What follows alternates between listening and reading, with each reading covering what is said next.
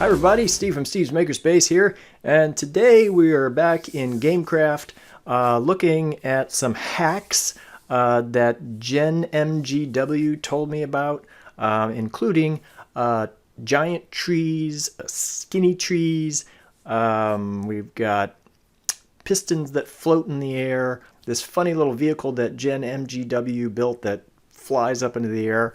Also following up on my last video where I was complaining because I couldn't make a car with tank steering.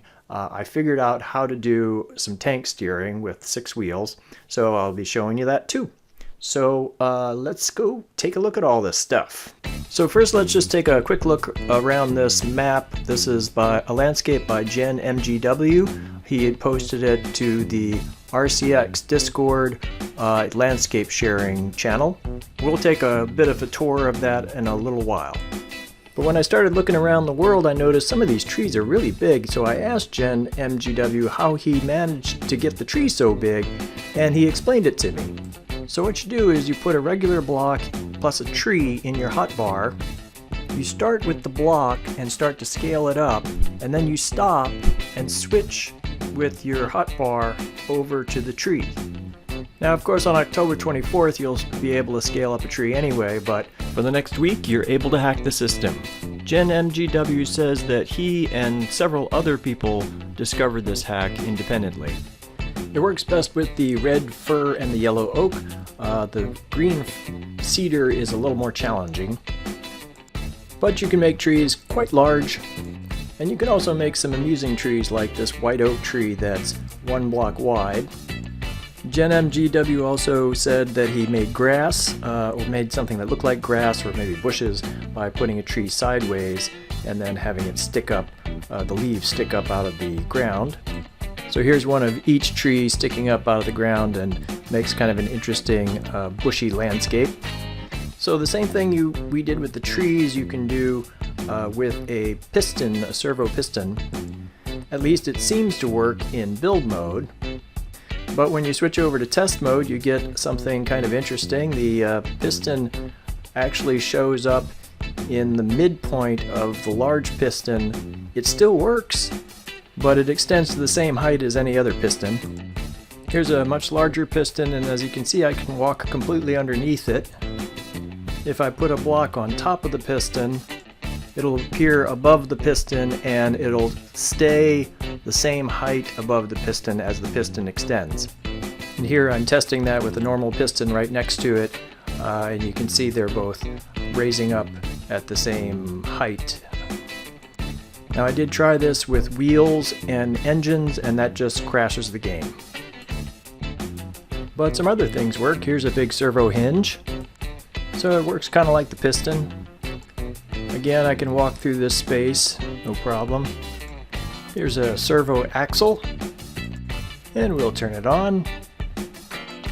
Nothing strange going on here. I could make batteries wider, but not taller. And here I'm trying to make a giant lever, and this is what happens. The decorative part of the lever is large, and the lever itself is the same size, but disembodied, still works. Notice the batteries stayed the same size in test mode. Okay, let's go take a look at the landscape that GenMGW created. This is a car I built. It's not a very good car, but we'll take a drive around, and apparently I'm a terrible driver. Now another thing I noticed, this isn't really a hack, but you scale up the giant rocks, and apparently the mass is not scaling with them because these rocks are moving around quite easily. I told Roxas about it, and he says they'll take a look at it. Anyway, here's some more parts of this map. Obviously I'm going to need bigger wheels to handle this. Here's another part. This is pretty neat and fun to bump into these things. I think you're supposed to avoid them, but I had fun bumping into them. And another bit that my car can't handle. And over here is a nice half pike. So let's see how far we can get up the half pike. And I'm slowing down. Nope. Not good enough. Alright, well, wait for more engines. So here's that fun little vehicle that comes with the map. You can pop wheelies with it.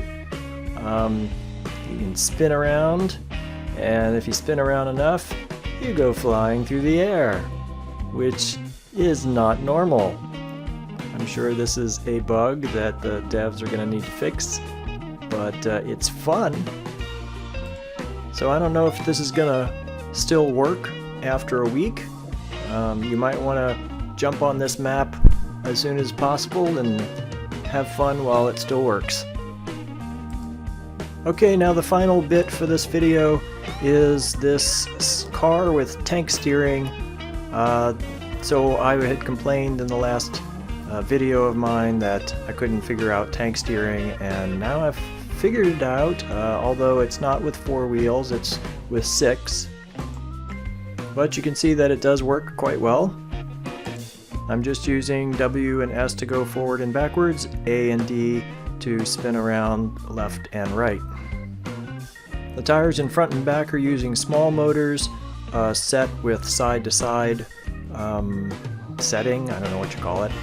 And the ones in the middle are larger motors set to forwards and backwards. And you can see the small motors on the right side of the vehicle are placed upside down. So here I'll place it again so you can see how I do that.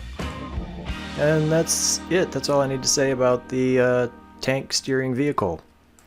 And I'll just mention really briefly that the October 24th update is also going to include these buttons and switches, which were not announced earlier but are in the most recent announcement. So looking forward to those. Alright folks, it's time to wrap up today's video. If you've liked what you've seen today, please give me a like, consider subscribing to my channel. I'd love to hear your comments as always, and go visit my Discord, link is in the description. Thank you for watching. I'll see you in the next one. Bye now. Steve's Makerspace.